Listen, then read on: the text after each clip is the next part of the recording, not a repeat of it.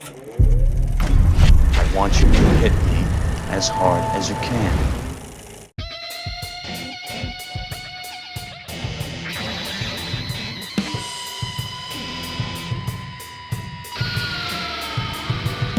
In 2005, director Robert Rodriguez and comic book veteran Frank Miller united for the feature film adaptation of Sin City, arguably one of the best examples of bringing comic book images to life on the big screen.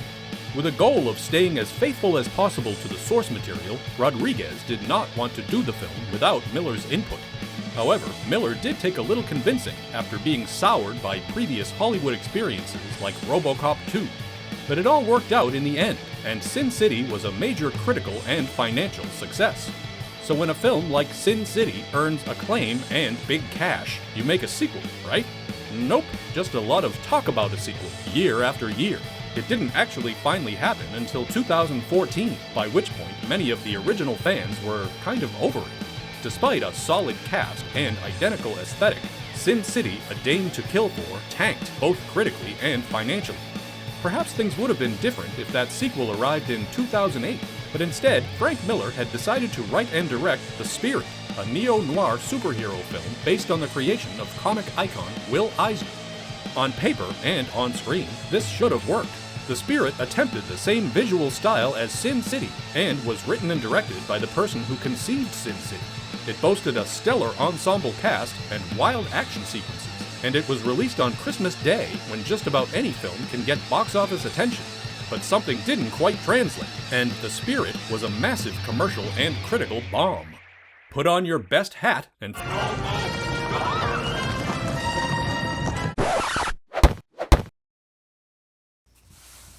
That was close, buddy. There. That's better. Yep. That's better. And find out what the fuck happened to this movie.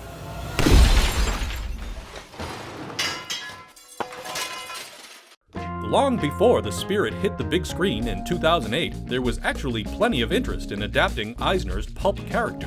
In the 1970s, The Exorcist and French Connection director William Friedkin obtained the film rights and contacted Will Eisner himself to write a screenplay. Eisner declined the offer, but he did recommend sci-fi author Harlan Ellison, who wrote a 2-hour live-action script. But Friedkin and Ellison had an unrelated argument before further work on The Spirit could progress, and the project was abandoned. During the 1980s, Brad Bird, Jerry Rees, and Star Wars producer Gary Kurtz attempted to get an animated adaptation off the ground. Studio executives had praise for the screenplay, but felt the movie would be unmarketable, and so that version was also scrapped.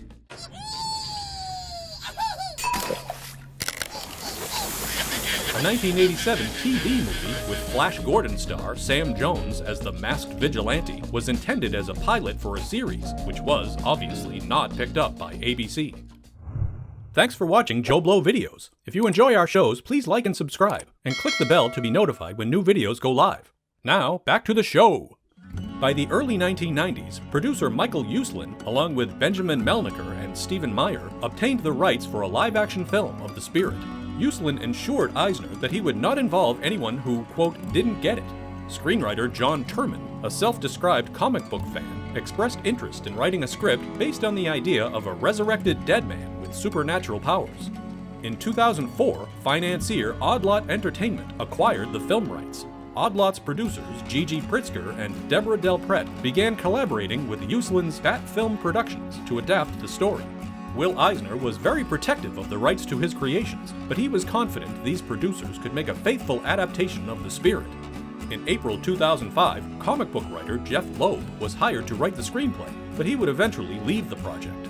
Frank Miller became involved soon after, when Uslan approached him at Will Eisner's memorial service in New York City. This meeting took place several weeks after Sin City had been released to a positive reception, and Uslan wanted to use that movie's same techniques for The Spirit. Miller was initially hesitant because he doubted his skill in adapting the source material by his late comic colleague, but he ultimately embraced the opportunity to make his first solo project as a writer and director.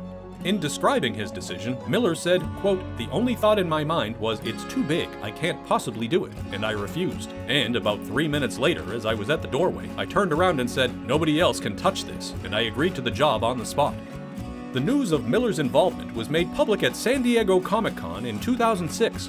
At the time, Miller was putting together a treatment that included large parts of the Spirit's strip panels. He made it clear that he intended to be extremely faithful to the heart and soul of Eisner's material, but also insisted it would not be nostalgic. Miller would also use the same digital background technology as Sin City and Zack Snyder's adaptation of Miller's own graphic novel 300, and would also copy specific shots from the comic. Principal photography on The Spirit was initially slated to begin in late spring of 2007, with Miller actually planning to then move on to Sin City 2 in the spring of 2009. And well, we know how that went. Much like Sin City, The Spirit sought an ensemble cast stacked with talent and bankability. The primary exception was the main role of Denny Colt, aka The Spirit, when the lesser-known Gabriel Macht was chosen after nailing his audition. Early in the casting process, Miller was determined to find a relative unknown, similar to Christopher Reeve before he became Superman. Macht would later go on to star in 9 seasons of USA Network's hit legal drama Suits, but this would be his first time carrying a big film. Since Macht wasn't quite A-list at this point, he was surrounded by some top-tier talent in supporting roles. Samuel L. Jackson was cast as the Octopus, a former coroner turned psycho supervillain whose only desire is to cripple Central City. Jackson was Miller's first choice for the role when he was cast in May 2007. In Eisner's comics, the Octopus himself is never seen except for his peculiar purple gloves. So Miller knew he needed someone, quote, big and mean enough to fill out those gloves. Jackson, Miller, and the costume designer developed elaborate costumes for his preposterously over-the-top villain. As Jackson said, the Octopus has a theme of dressing the way he feels every day. It's just an opportunity to be larger than life. Mission accomplished.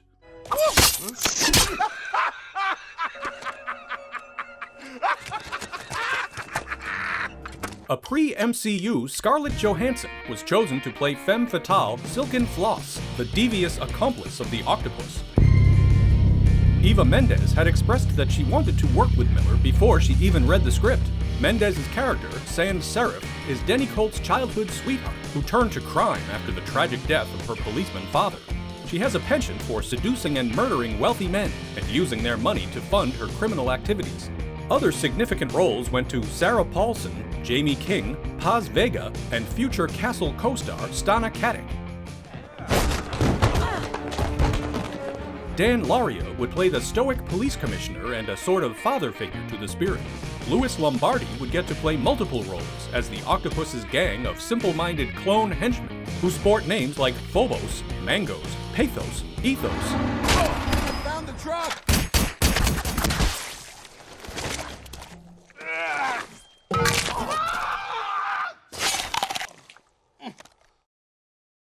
And of course, Huevos and Rancheros. We was easy to make. Yeah, the boss says we was easy to make. Filming on The Spirit began in October 2007 in Albuquerque, New Mexico. The film was shot using Panavision's Genesis digital camera and practically followed the exact same process used on Sin City with digital backgrounds. Cinematography would be handled by Bill Pope, whose impressive and relevant credentials included The Matrix, Spider-Man 2, and Darkman. By all accounts, the production was relatively free of drama and troubles, with Jackson later noting his director's refreshing lack of ego. A release date of January 16, 2009 was originally chosen, but was moved up to December 25, 2008. That initial January date seemed concerning, since at that time, the first month of the year was known in the industry as a dumping ground for projects that studios did not have much faith in. But a strong fan reaction at the New York Comic Con in April of 2008 gave distributor Lionsgate the confidence to release it on Christmas, which eased those fears a bit and demonstrated the studio might have something that could take advantage of the holiday rush. When the first trailer for The Spirit finally debuted in July 2008, it prompted some online debate for clearly straying from Eisner's aesthetic and more towards Miller's sensibilities, and it drew criticism for its outrageous tone. A perfect ass. But just a week later, the fans at San Diego Comic-Con responded with cheers at the presentation with Miller and the cast. He's basically expanded on Eisner's drawings and really put sort of his Frank Miller touch on it, which is, a much darker, more violent, more, raw version. The MPAA gave The Spirit a PG-13 rating. Another sign that the movie would not be quite the distinctly adult world of Sin City, for better or worse. The Spirit was released on Christmas Day 2008 on over 2,500 screens, and it was greeted with a lump of coal.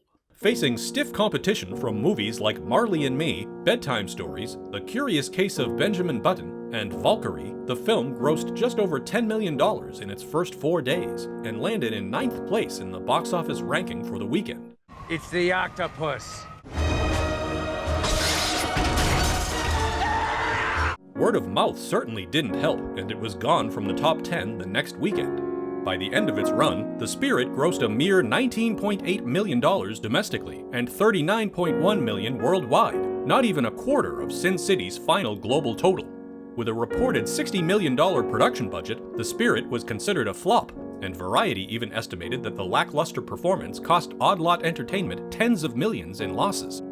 The critical reaction was also dire. The film currently has a score of 14% on Rotten Tomatoes, with a consensus that its visuals are unique, but The Spirit's plot is almost incomprehensible and the characters are unmemorable. The Miami Herald had a positive response, saying Macht manages to meld macho with melodrama to make The Spirit come to life.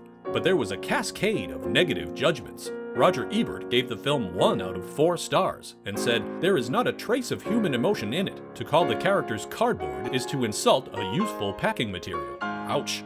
A Newsday critic and former comic book writer said, "Gorgeous cinematography and design can't mask the hollow core and bizarre ugliness of this mishandled comics adaptation." He also posited that Will Eisner's own spirit must be spinning in his grave. Double ouch. JoBlo's own review succinctly began with the question, "What the hell did I just watch?" And in 2010, Empire magazine listed the film at number 32 on their top 50 worst movies of all time. But hey, despite all that, The Spirit received 0 Razzie nominations. That's a win, right? When looking at the making of The Spirit, there aren't really many red flags that this project was doomed to fail.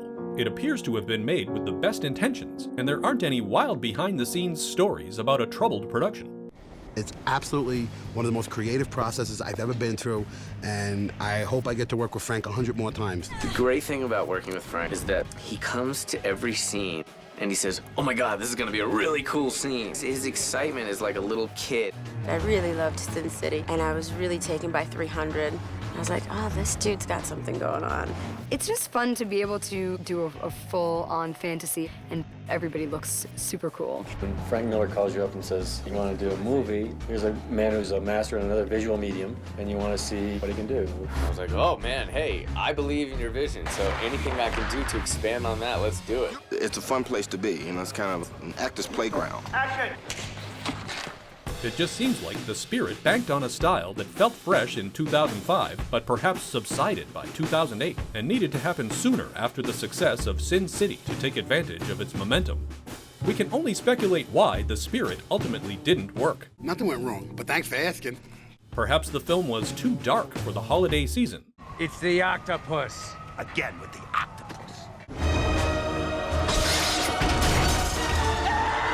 Although 1996's Scream and its 1997 sequel were both R-rated horror films that turned into big hits at the same time of year, did moviegoers just really want Sin City 2 and rejected what Miller gave them instead?